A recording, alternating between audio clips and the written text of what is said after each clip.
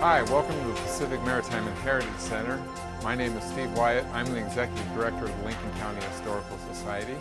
And we're in a very unique facility that has a history that goes back to the 1880s. It's gone through many owners and it has a long history of being a private residence. It's been a nightclub and a restaurant, and it's been essentially an abandoned, neglected building. And we purchased this facility in 2004.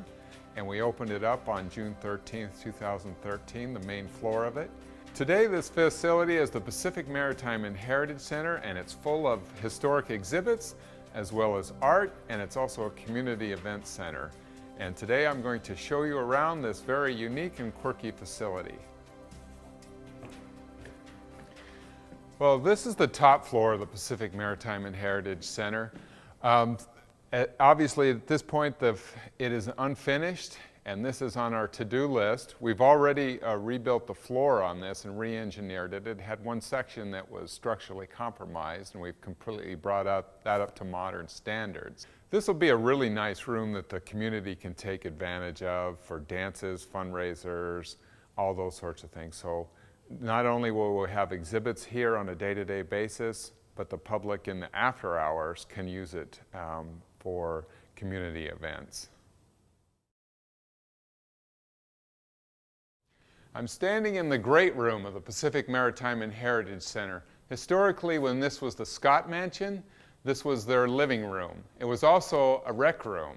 When their grandkids came to visit, they played badminton in here. They roller skated in here. They threw a rope into the rafters and played Tarzan in here. Now it is a gallery which currently has art and history exhibits in here that are portable. That gives us some versatility. When someone wants to use this for an event, we clear out the exhibits. There's dinners that are held in here, fundraisers that are held in here, and special meetings. So it's a multi-purpose place. And in addition to that, it also has a bit of a lounge area. Since we have like a tremendous view of Port Dock 5 here, we have a couch set up where you can just sit and kind of watch the world go by down at Port Dock 5, all the fishing boats coming and going, and all the kind of drama that unfolds down there on Newport's bayfront on a daily basis. And we also have reading material here too, so people like to come in here and just kind of linger. The Great Room is a very dynamic room. Not only is it where special events are held, but it's also where we have art exhibits and history exhibits, which are constantly changing, so when people come back to the Pacific Maritime Heritage Center, there's something different for them to see every time. That's our goal here.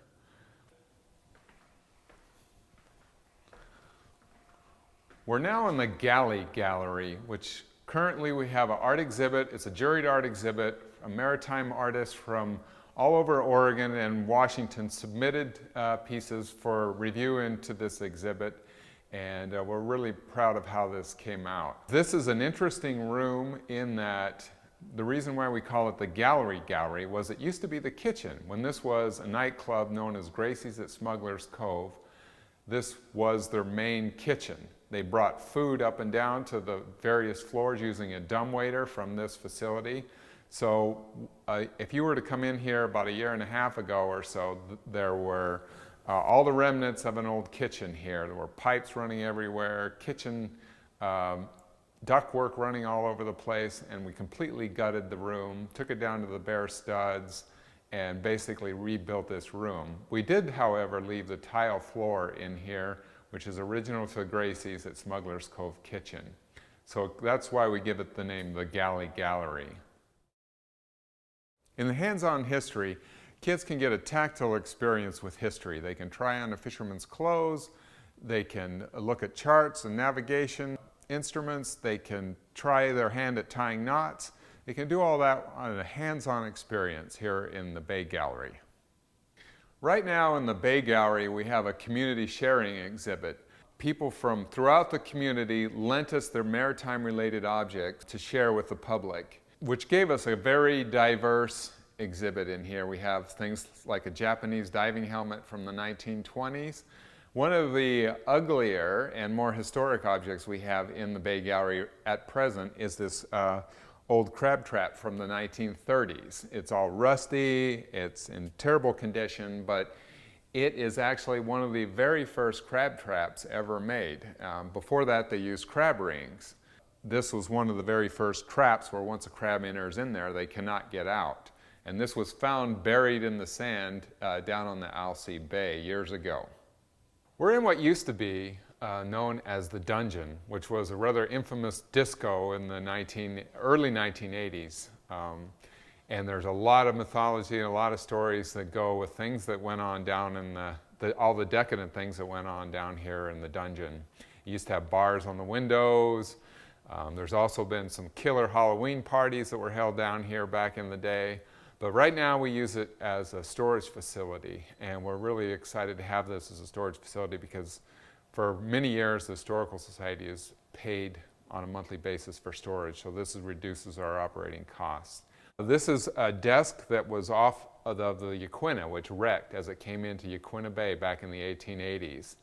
It's kind of beat up, but of course it has been shipwrecked, but it's one of those pieces that history isn't always pretty, but it's the story that really makes it significant for us.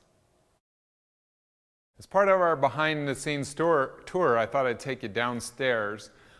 This is what used to be a bar that also had a little dance floor in it and seating that went along these tiers. And we gutted this facility and essentially completely rebuilt it. And what our goal is to turn it into a theater, concert venue, event venue that just has $1 million view of Port Dock 5 and the fishing fleet.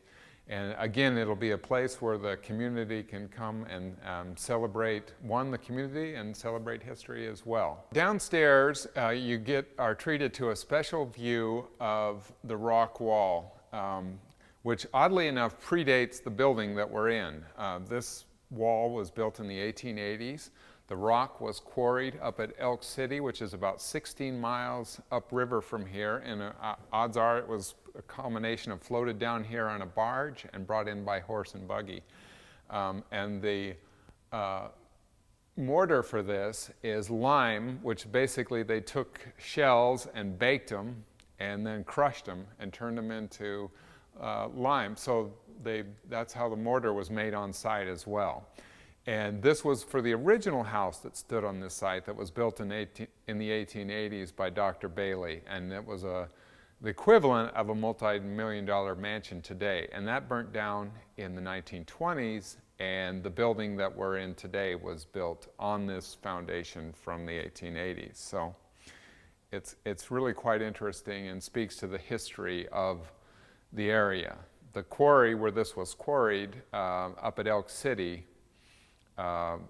stone from there was used in San Francisco and Seattle and elsewhere because it was very famous sandstone for quite a while until they hit sandstone that had salt in it, and then it dissolved, and then its reputation quickly faded after that. Well, the Pacific Maritime Heritage Center offers art, history, special events, and an amazing $1 million view of Newport's waterfront, complete with barking sea lions and a lively commercial fishing fleet. I invite you to come by today and see what all Newport and the Pacific Maritime Heritage Center has to offer.